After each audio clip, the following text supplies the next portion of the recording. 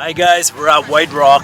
My friends, they say the legends have it that this rock was thrown by the sea gods from Vancouver over here. I don't know why that sea god would have thrown the rock, but it's here. Now, a fact though is that they actually use this rock as a navigational guide for the mariners who would take their boats through this area. And there's a pier.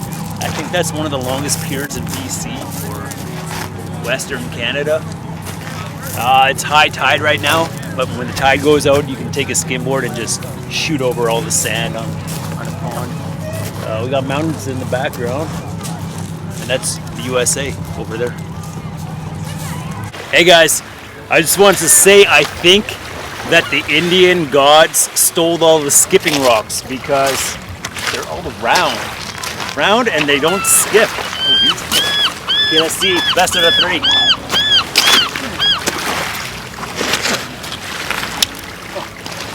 I'm rushing.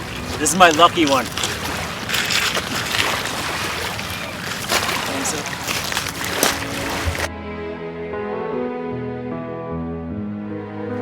Hey, we're just checking out some crab fishermen. The pier, the end of the pier. Check out the houses too up there on the hill. Longest pier in Canada. I don't think so. Watch it.